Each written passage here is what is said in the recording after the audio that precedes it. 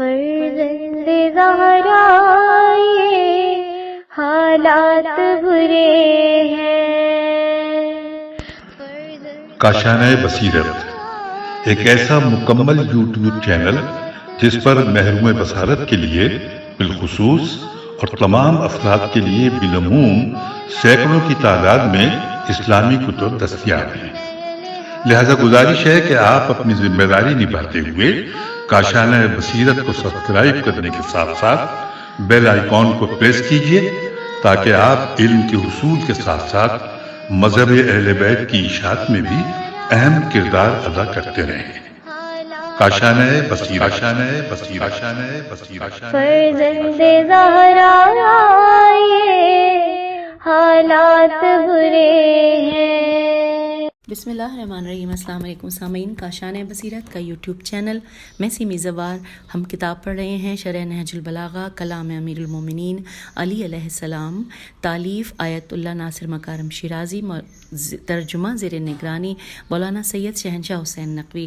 اور یہ ہے اس کتاب کا والیوم 5 جو ہم مل کر پڑھ رہے ہیں، اور یہ اس والیوم 5 کو پڑھتے ہوئے ریڈنگ کا ہے پارٹ نمبر 12. کتاب کے صفحہ نمبر 161 سے ہم ریڈنگ کا آغاز کریں گے، جہاں پر ہم خطبہ 120 کو پڑھنے کا آغاز کرتے ہیں. اس خطبے میں امام علیہ السلام اپنی فضیلت کا تذکرہ اور لوگوں کو نصیحت فرما رہے ہیں. آئیے پہلے سند خطبہ پڑھتے ہیں. مصادر نہج البلاغہ میں آیا ہے کہ اس کلام کے پہلے حصے کو سلیم بن قیس نے، جو سید رضی رحمۃ اللہ سے قبل جیتے تھے، اپنی کتاب میں نقل کیا ہے، اور اس کے باقی حصے کتاب غرر الحکم میں متفرق طور پر نقل ہوئے ہیں. چونکہ ان حصوں کے بعض ان کی تعبیرات میں اختلاف پایا جاتا ہے، لہٰذا معلوم ہوتا ہے کہ یہ نہج البلاغہ کے علاوہ کسی دوسری کتاب سے لیے گئے ہیں. اسی طرح ابن ابی الحدید اس کلام کے بعض جملوں کی تفسیر میں لکھتے ہیں کہ بعض لوگوں نے اسے ایک اور طریقے سے نقل کیا ہے. یہ اس بات کی نشاندہی کرتا ہے کہ ان کے پاس بھی کوئی اور ماخذ پایا جاتا تھا. حوالہ ہے مصادر نہج البلاغہ، جلد نمبر 2 صفحہ نمبر 264. اور اب پڑھنے جا رہے ہیں خطبہ ایک نگاہ میں. لکھا ہے یہاں کلام کی ابتدا اس بات سے ہو رہی ہے کہ علم و معرفت کے دروازے اہل بیت پیغمبر اکرم صلی اللہ علیہ وآلہ وسلم کے پاس ہیں. یہ وہ ہستیاں ہیں جنہوں نے خداوند متعال کے کلمات کی تفسیر اور رسالت کی تبلیغ کے طریقے خود پیغمبر اکرم صلی اللہ علیہ وآلہ وسلم سے سیکھے ہیں. پھر امام علیہ السلام لوگوں کو بہت ہی مفید نصیحت فرماتے ہوئے انہیں خبردار کرتے ہیں کہ وہ دوسروں کے حالات سے سبق سیکھیں اور جہنم کی آگ سے بچے رہیں. کچھ ایسا کام کریں کہ مرنے کے بعد لوگ انہیں نیکی کے ساتھ یاد کریں، کیونکہ نیک نامی اس مال و دولت سے کہیں بہتر ہے جسے انسان اپنے بعد بطور یادگار چھوڑ جاتا ہے. وہ مال و دولت جس کی قدر معمولاً وارث نہیں جانتے اور ان کی جمع آوری کا شکریہ بھی ادا نہیں کیا جاتا. آئیے ہم خطبے کے عربی کے الفاظ آپ کی سماعتوں کی نظر کرتے ہیں کہ کہاں سے شروع ہو کے کہاں پر ختم ہے، اور اس کے بعد ترجمہ پڑھیں گے. یہاں پر لکھا ہے کہ تل اللہ لقد علمت، یہاں سے شروع ہوا ہے اور ختم ہو رہا ہے یورثہ من لا یحمدہ. اور ہم اس کا ترجمہ پڑھنے کے لیے پیج 162 پر آ گئے ہیں. انورٹڈ کوما، خدا کی قسم مجھے پیغام الہی کے پہنچانے، وعدہ الہی کے پورا کرنے اور کلمات الہیہ کی مکمل وضاحت کرنے کا علم دیا گیا ہے. ہم اہل بیت علیہ السلام کے پاس حکمتوں کے ابواب اور مسائل کی روشنی موجود ہے. یاد رکھو کہ دین کی تمام شریعتوں کا مقصد ایک ہے، اور اس کے سارے راستے درست ہیں. جو ان راستوں کو اختیار کرے گا وہ منزل تک پہنچ بھی جائے گا اور فائدہ بھی حاصل کر لے گا، اور جو راستے ہی میں ٹھہر جائے گا وہ بہک بھی جائے گا اور شرمندہ بھی ہوگا. عمل کرو اس دن کے لیے کہ جس کے لیے ذخیرے فراہم کیے جاتے ہیں، اور جس دن نیتوں کا امتحان ہوگا. جس کو اپنی موجود عقل فائدہ نہ پہنچائے، اسے دوسروں کی غائب اور دور ترین عقل کیا فائدہ پہنچا سکتی ہے. اس آگ سے ڈرو جس کی تپش شدید، گہرائی بعید آرائش حدید اور پینے کی شے سدید بریکٹ میں لکھا ہے پیپ ہے. یاد رکھو وہ ذکر خیر جو پروردگار کسی انسان کے لیے باقی رکھتا ہے وہ اس مال سے کہیں زیادہ بہتر ہوتا ہے جسے انسان ان لوگوں کے لیے چھوڑ جاتا ہے جو تعریف تک نہیں کرتے. Inverted comma close. شرح و تفسیر جانتے ہیں. ہیڈنگ ہے بیش بہا نصیحتیں. امام علیہ السلام اس خطبے کے شروع میں پیغمبر اکرم صلی اللہ علیہ وآلہ وسلم سے سیکھے ہوئے کچھ علوم کا تذکرہ فرماتے ہیں. خدا کی قسم مجھے پیغام الہی کے پہنچانے، وعدہ الہی کے پورا کرنے اور کلمات الہیہ کی مکمل وضاحت کرنے کا علم دیا گیا ہے. Inverted comma close. تبلیغ رسالت سے مراد اسلامی تعلیمات اور دین کے احکام کو مختلف طریقوں سے لوگوں تک پہنچانا ہے.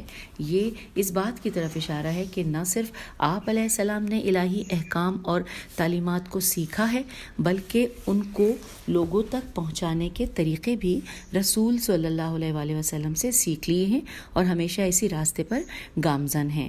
ہم پیج 163 پر آ گئے ہیں. اب یہاں پہ لکھا ہے اتمام العادات، الف تے میم الف میم الف لام عین دال الف تے بریکٹ میں لکھا ہے وعدوں کو پورا کرنا، یعنی وہ وعدے جو اللہ تعالیٰ نے عمومی طور پر سبھی مومنین سے لیے ہیں، نیز وہ وعدے جو خاص طور پر آپ حضرت علیہ السلام سے لیے ہیں.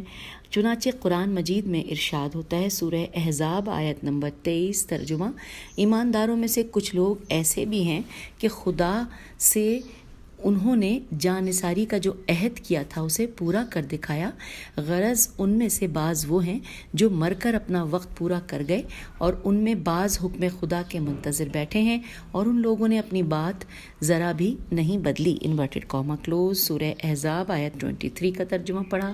ممکن ہے کہ اس وعدہ الہی سے مراد راہ خدا میں شہادت کا وعدہ ہو یا ناقصین، نون الف کاف سے یہ نون، ناقصین، قاسطین اور مارقین وغیرہ سے جنگ کا وعدہ ہو، اور ہو سکتا ہے کہ تمام الکلمات قرآنی آیات اور احادیث رسول اکرم صلی اللہ علیہ وآلہ وسلم کی تفسیر کی طرف اشارہ ہو، نیز کتاب و سنت کے تمام کلمات کی تفسیر کی طرف اشارہ ہو. نیز یہ احتمال بھی مذکورہ بالا جملوں کی تفسیر میں پایا جاتا ہے کہ امام علیہ السلام یہ اشارہ فرما رہے ہوں کہ میں تم سب سے زیادہ خلافت پیغمبر صلی اللہ علیہ وآلہ وسلم کے لیے سزاوار ہوں، کیونکہ حضرت صلی اللہ علیہ وآلہ وسلم کی تبلیغ رسالت اور وعدہ وفائی نیز آپ صلی اللہ علیہ وآلہ وسلم کے تمام کلمات کی تفسیر و تکمیل مجھے تعلیم کر دی گئی ہے، لہٰذا میں امور خلافت کو بخوبی انجام دے سکتا ہوں. پیغمبر اکرم صلی اللہ علیہ وآلہ وسلم کی معروف حدیث میں بھی آیا ہے کہ آپ صلی اللہ علیہ وآلہ وسلم نے حضرت علی علیہ السلام سے فرمایا، اے علی، آپ ہی دنیا و آخرت میں میرے بھائی اور جانشین، میرے قرضوں کو ادا کرنے والے اور میرے وعدوں کو وفا کرنے والے ہیں.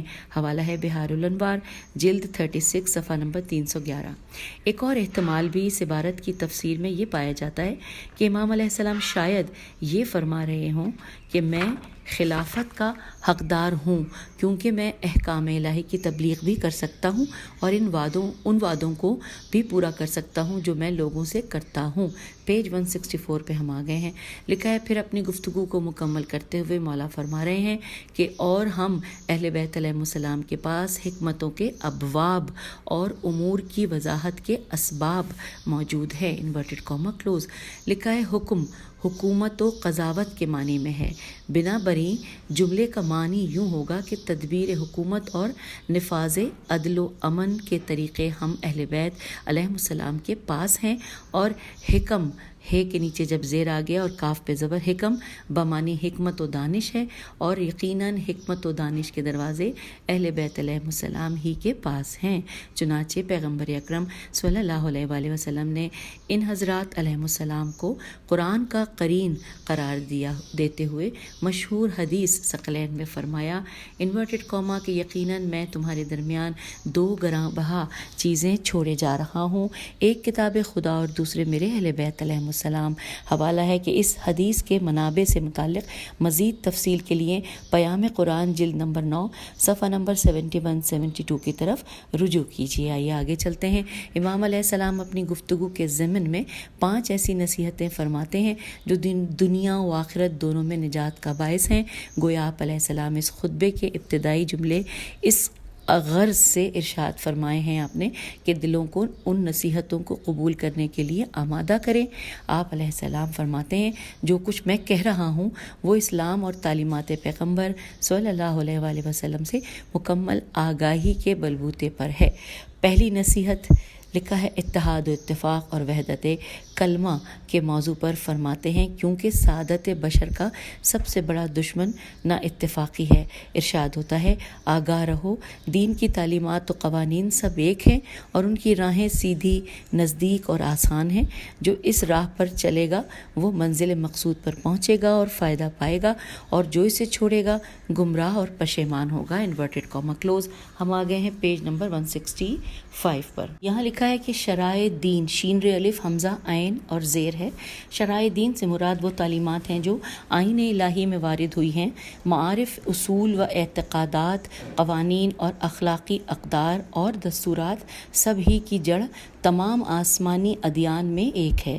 ہر چند زمانے اور بشر کی پیش رفت کے تقاضوں کی روح سے ان کی شرح و تفسیر اور جزیات میں کچھ فرق پایا جاتا ہے۔ یہ احتمال بھی پایا جاتا ہے کہ شرائع دین سے مراد دین اسلام میں موجود مختلف راستے اور شریعتیں ہوں جو خدا کی طرف رہنمائی کرتی ہیں۔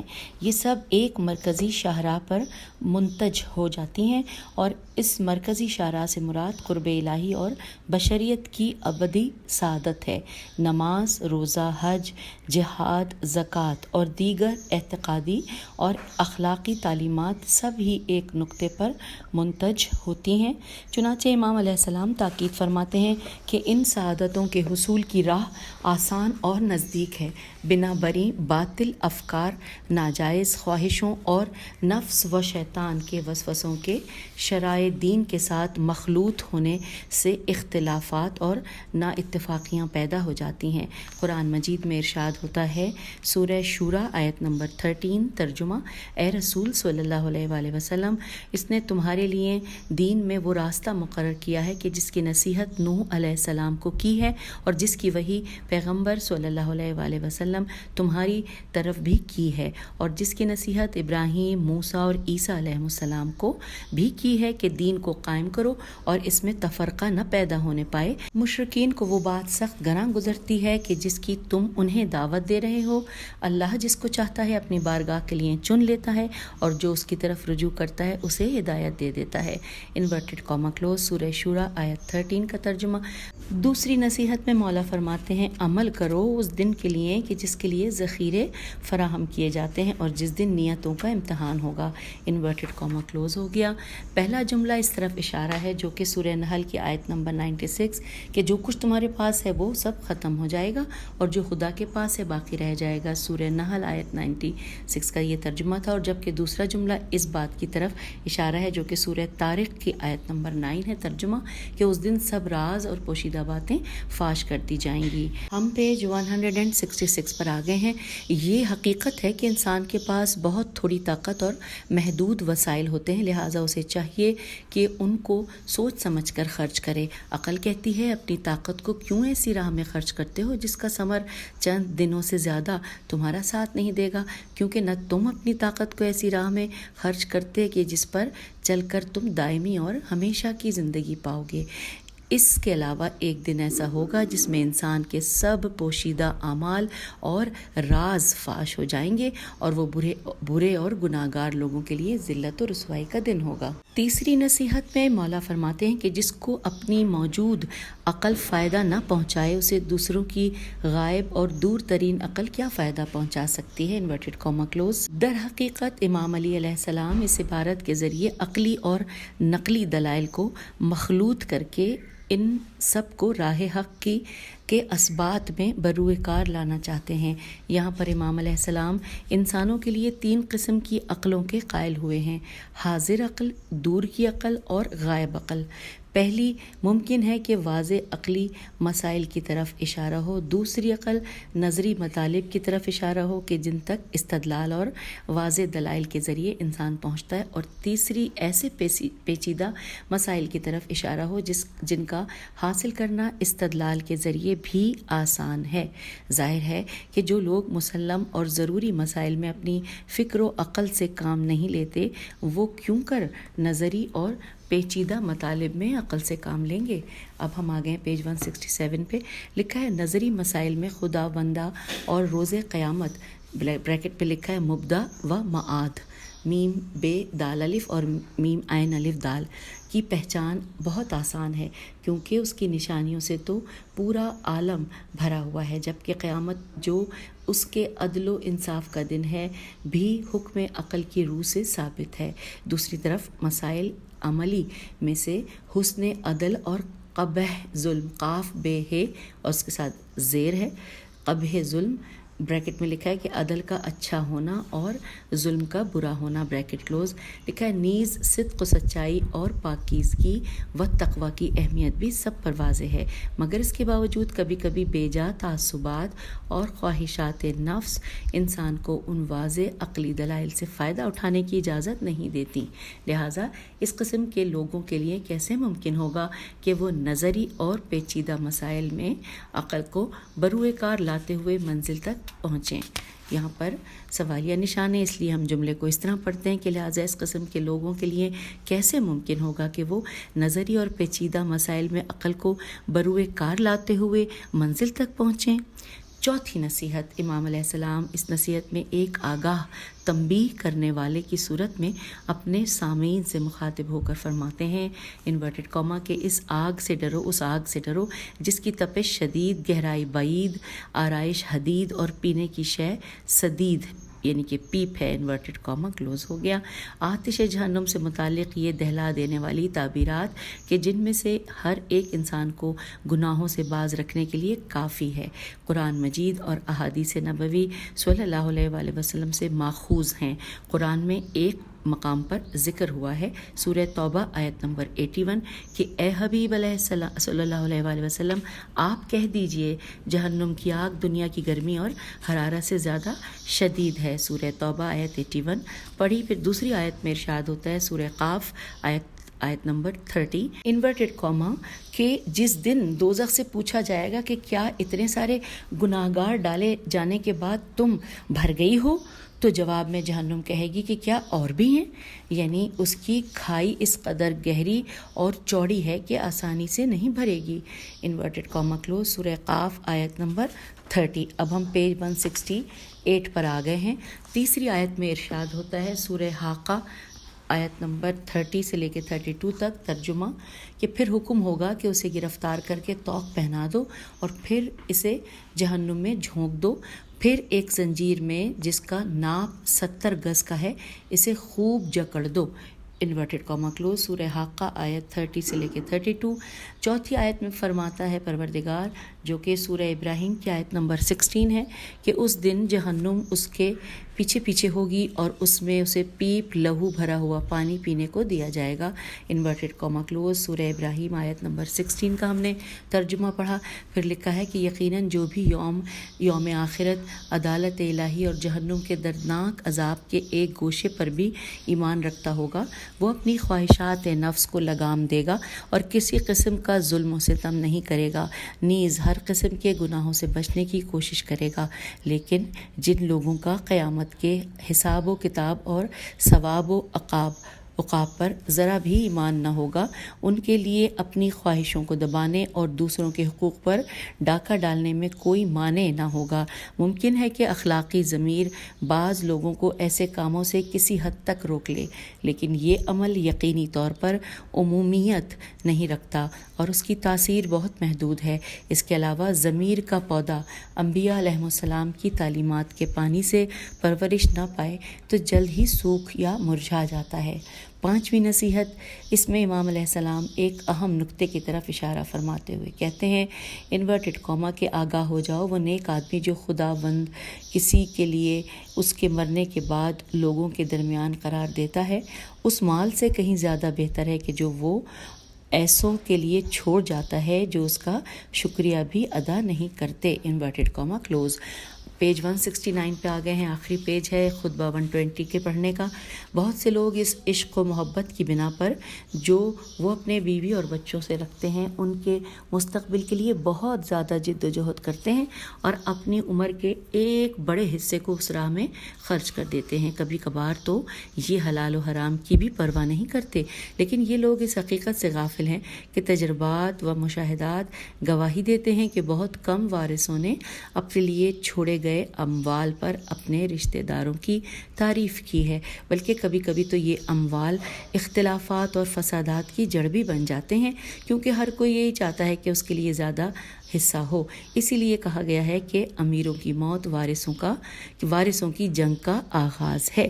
کبھی تو ان اختلافات اور جھگڑوں میں عرس الف ریس سے عرس یعنی وراثت چھوڑنے والوں کی مذمت بھی کی جاتی ہے اور انہیں دشنام دیا جاتا ہے، کیونکہ ان کے اموال نے ہی انہیں اس درد سر میں مبتلا کیا ہے۔